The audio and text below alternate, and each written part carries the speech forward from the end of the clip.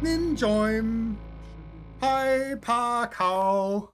I used to work at a summer camp in the States. My position was I was the outpost director. So I was like in charge of the campouts, basically.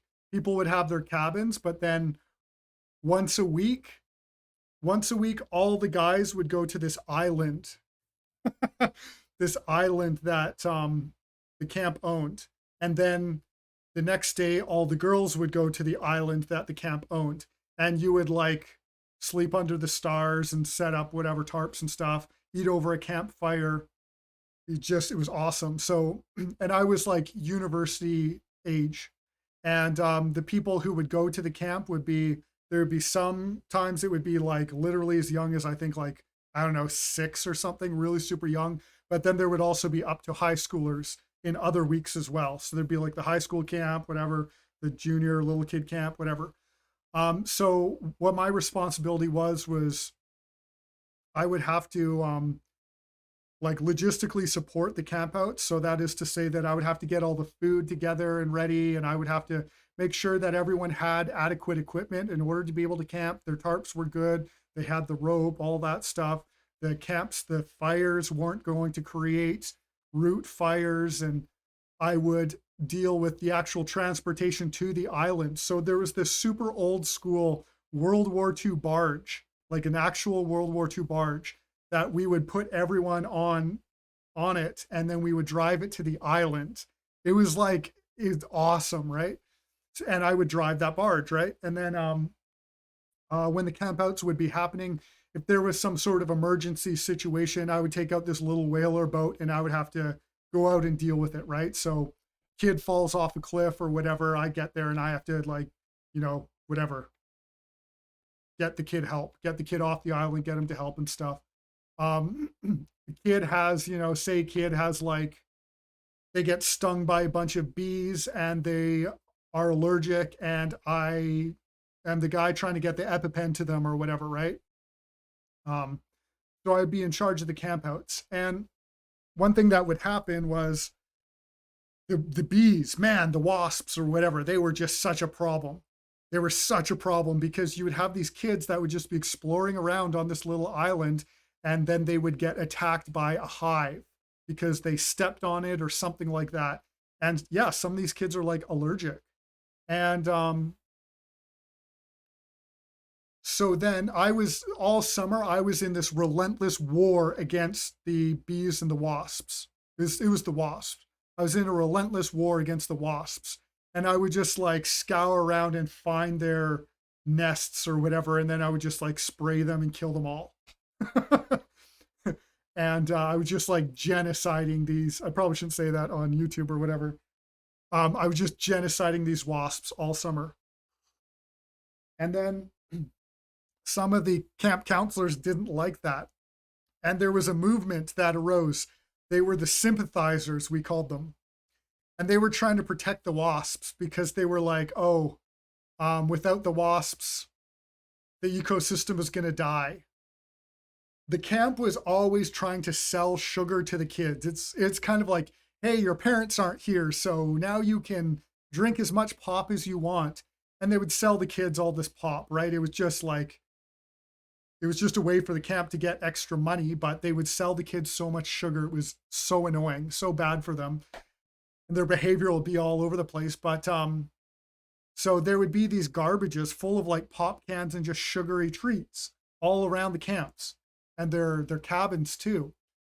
And so then the wasps would be attracted to that. So you have these cabins and just wasps around.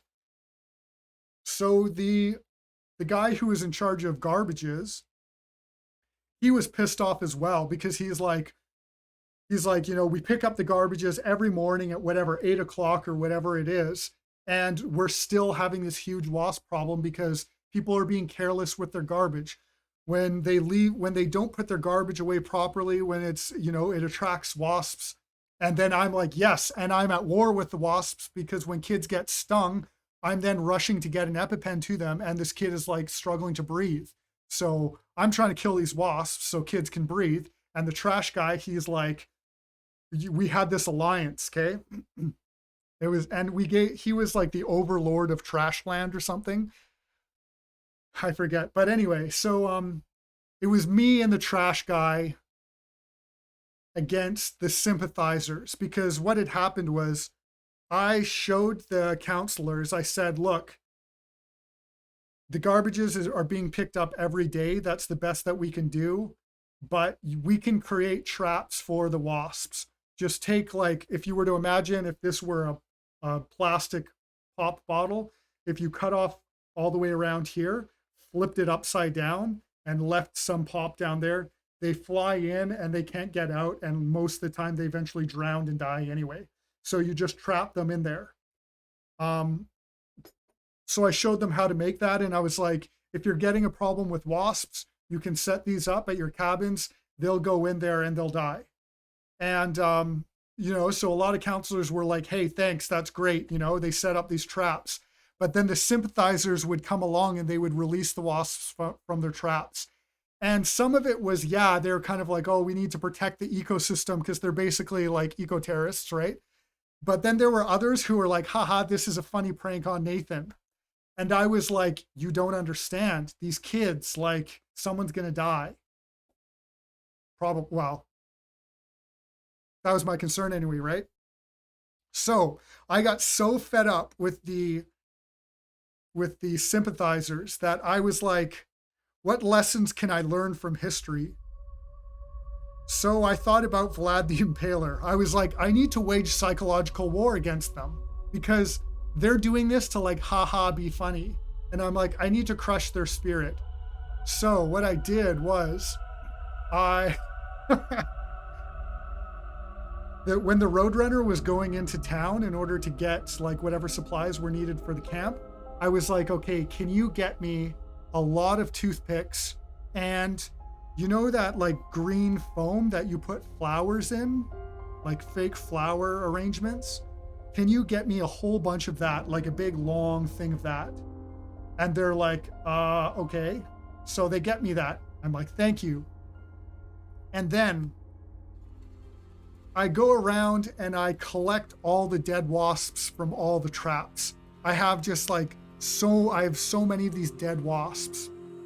And what I decide I'm going to do is I'm going to impale them on the toothpicks and place them in the green foam so that I will have like just this trophy of all these dead wasps. And the reason that I wanted this was because I wanted to give it as a token of appreciation to the trash can guy to commemorate our alliance, to say that here's what we have accomplished together, and here's how the sympathizers are failing. And we put it out in like a really obvious place so that people would have to see it all the time, just to like crush their spirits. It's the same reason that you like, you like hang the pirates outside of the town gates. So that, what did I just do with my water? Oh, it's on the ground. So that was like the whole idea behind it all. But while I was making it, I realized at a certain point that the toothpicks were too thick and the bodies of the wasps would just kind of crumble apart. So, because they would be like dried out and dead. So I would have to take a knife and like make the toothpicks finer. And then I had to like very carefully stab the toothpick, the what do you call that? The sharpened toothpick, winnowed? What do you call that when you, anyway, there's a specific word for it, but I would have to like very carefully align the wasp a certain way and stab it through a certain way. Through enough trial and error, I figured out what was the best way to stab them with the toothpick so that they wouldn't crumble apart. Carefully stab them through, and then I would place them in their row on the foam.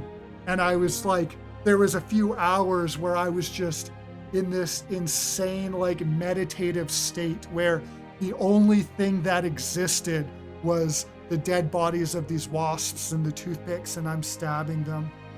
And that's just my world. That's all that there was. It was like psychotic. And I had a moment midway through where I was like, am I really doing this? And you know, maybe you can picture yourself doing that like once or twice, right? Picture doing that over the course of hours where that's all you do, and it takes so much focus and attention. That was my life. And I was like, what am I? What have I become? And so, Rake achieved victory. But at what cost?